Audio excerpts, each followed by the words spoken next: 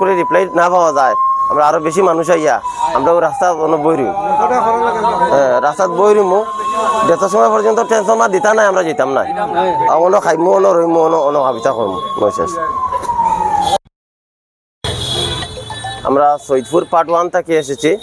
তো আমরা লাস্ট 2 বছর থাকিয়া আমরা সৈয়দপুর পার্ট 1 এখানে কোনো ভোল্টেজ নাই, ঠিক আছে, লাইটও জ্বলেন না, ফ্যানও চলেন না। এই অত গরমের মধ্যে আমার অত কষ্ট করি আর এখানে একটা নার্সিং ইনস্টিটিউট আছে, গার্লস হোস্টেল আছে, একটা মেন্টাল হোম আছে, একটা ডিএডিকশন সেন্টার আছে, প্লাস লোকাল মানুষের যে সাফার করি আর লাস্ট 2 বছর থাকিয়া এখানে লাইন টানা হয়েছে। আমরা দেখছি যে কুটা গাড়া হয়েছে কিন্তু কোনো ধরনের ট্রান্সফরমার যান না।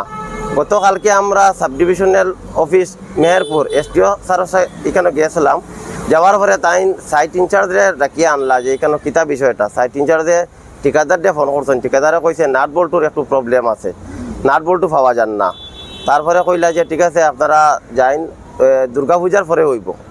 তো এখানেও আমরা একুরেট কোনো রিপ্লাই না পাওয়ার কারণে আজকে ই অফিসের মধ্যে লোকাল মানুষও আইছে, দেখ কিছু একটা তারা কোনো রিপ্লাই দেয়নি বা কোনো আশ্বাস পাওয়া যায়নি। যাই হোক এখানেও আমরা ডেপুটি ম্যানেজারের সঙ্গে কথা হয়েছে বা চিফ এক্সিকিউটিভ অফিসার সিও স্যারের সঙ্গে টেলিফোনে কথা হয়েছে, তাই কইছেন যে নম্বর দিয়া যাও, আমরা আজকের ভিতরে ওইখানে আমরা ইনকোয়ারিত মানুষ ফাটাইমো এবং যত জলদি ট্রান্সফরমার ফাটিয়ে দেওয়া যায় আমরা ব্যবস্থা করবো।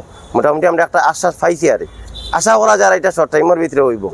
যদি আমরা 1-2 দিন অপেক্ষা করিয়া যদি না হয় আবার এই অফিসে আইমো, এখানে না হইলে তারপরে আমরা ডিসি অফিসে যাইমো, আমরা রাস্তাতে এখানে বইমু, রাস্তা ঘেরাও করবো। আমরা আরও গণতান্ত্রিকভাবে যতটুকু আন্দোলন করা লাগে আমরা করবো।